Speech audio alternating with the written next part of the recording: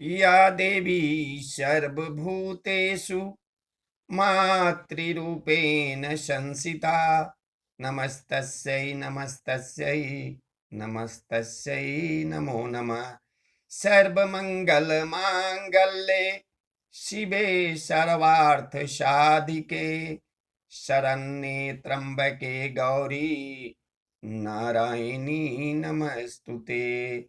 जयंती जय मंगला काली भद्रकाली कपालिनी दुर्गा क्षमा शिवा धात्री स्वाहा स्वाहा नमस्तुते।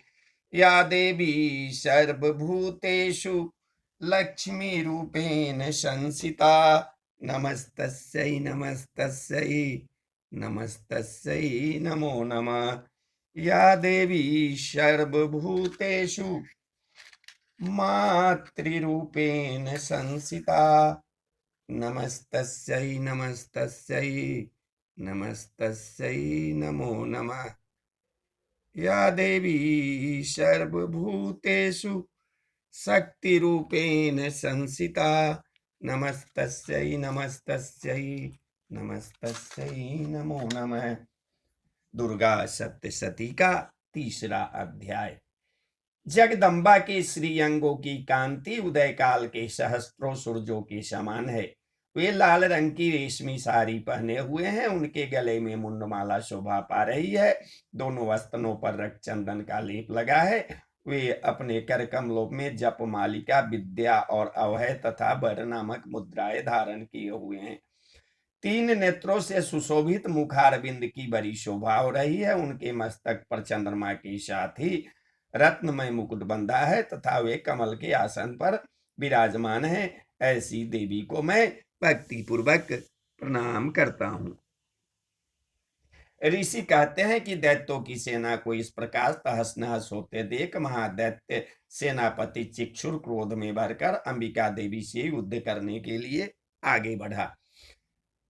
वह असुर रणभूमि में देवी के ऊपर इस प्रकार बाणों की वर्षा करने लगा जैसे बादल मेरुगिरी के शिखर पर पानी की धार बरसा रहा हो।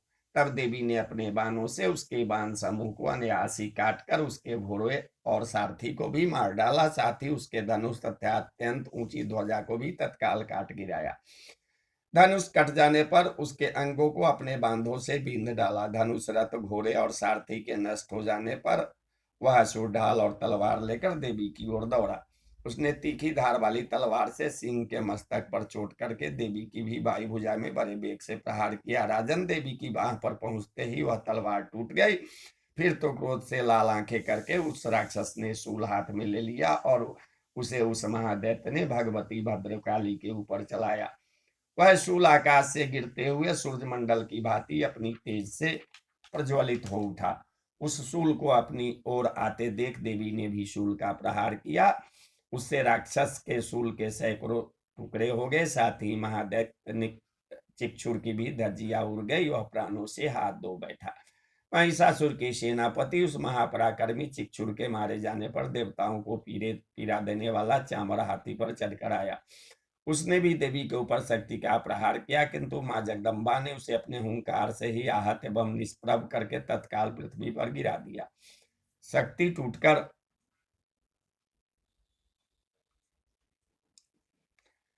गिरी हुई देख चामर को बड़ा क्रोध आया। अब उसने शूल चलाया, किंतु देवी ने उसे भी अपने बाणों द्वारा काट डाला। इतने में ही देवी का सिंह उछलकर हाथी के मस्तक पर चढ़ बैठा और उस दैत्य के साथ खूब जोर लगाकर बाह्य युद्ध करने लगा। वे दोनों लड़ते लड़ते हाथी से पृथ्वी पर आ गए और अत्यंत क्रोध में भरकर एक दूसरे पर बड़े भयंकर प्रहार करते हुए लड़ने लगे।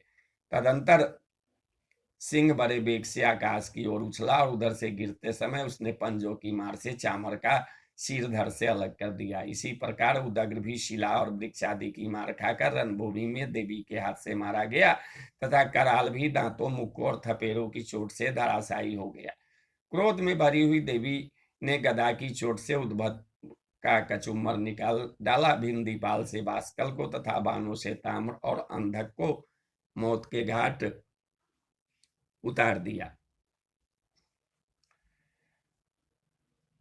तीन नेत्रों वाली परमेश्वरी ने त्रिशूल से उग्रास उग्रवीर्य तथा महाहनु नामक दैत्यों को मार डाला। तलवार की चोट से भी डाल के मस्तक को धड़ से काट गिराया। दुर्धर और दुर्मुख इन दोनों को भी अपने बाणों से यमलोक भेज दिया। इस प्रकार अपनी सेना का संहार होते देख महिषासुर ने भैंसे का रूप धारण करके देवी के गणों को त्रास देना शुरू किया। किन्हीं को थुथुन से मारकर, किन्हीं के ऊपर खूरों का प्रहार करके, किन्हीं किन्हीं को पूंछ से चोट पहुंचाकर, कुछ को सिंगों से विदीर्ण करके, कुछ गणों को बेग से, किन्हीं को सिंहनाद से, कुछ को चक्कर देकर और कितनों को निश्वास वायु के झोंके से धराशायी कर दिया। इस प्रकार गणों की सेना को गिराकर वह असुर महादेवी के सिंह को मारने के लिए झपटा।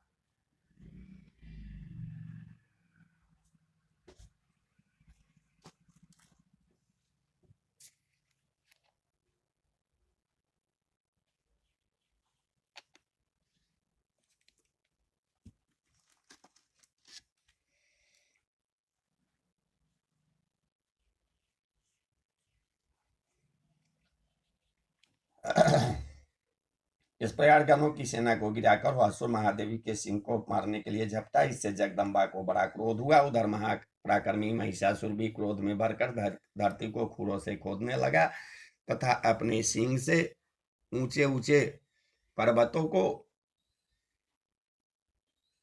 उठाकर फेंकने और गरजने लगा। उसके वेग से चक्कर देने के कारण पृथ्वी क्षुब्ध होकर फटने लगी। उसकी पूंछ से टकराकर समुद्र सब ओर से धरती को डुबोने लगे। हिलते हुए सिंगों के आघात से विदीर्ण होकर बादलों के टुकड़े टुकड़े हो गए। उसके श्वास की प्रचंड वायु के वेग से हुए सैकड़ों पर्वत आकाश से गिरने लगे। इस प्रकार क्रोध में भरे हुए उस महादैत्य को अपनी ओर आते देख चंडिका ने उसका वध करने के लिए महान क्रोध किया। उन्होंने पास फेंककर उस महान असुर को बांध लिया। उस महासंग्राम में बंध जाने पर उसने भैंसे का रूप त्याग दिया और तत्काल सिंह के रूप में वह प्रकट हो गया। उस अवस्था में जगदम्बा ज्यों ही उसका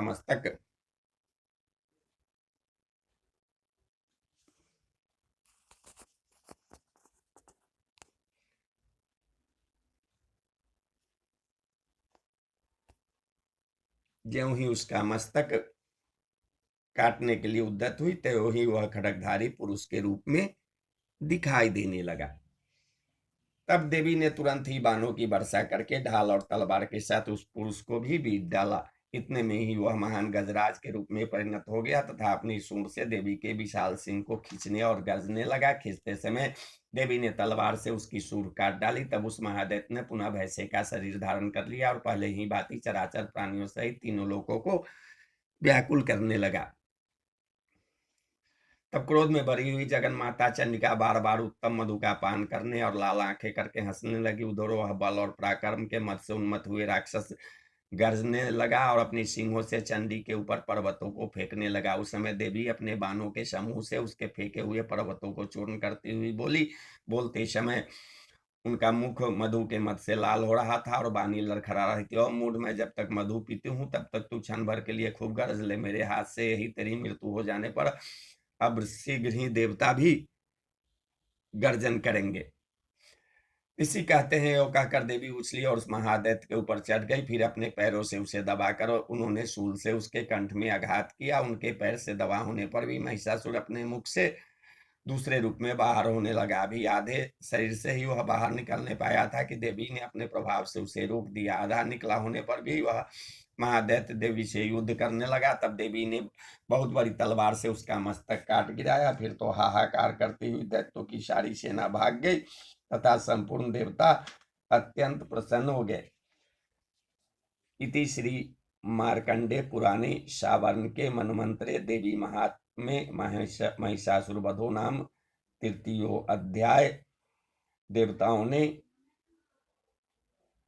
दिव्य महर्षियों के साथ दुर्गा देवी का स्तवन किया। गंधर्वराज गाने लगे तथा अप्सराएं नृत्य करने लगी। इस प्रकार श्री मार्कंडे पुराण में सावर्णिक मनवंतर की कथा के अंतर्गत देवी महात्म्य महिषासुर वध नामक तीसरा अध्याय पूरा हुआ।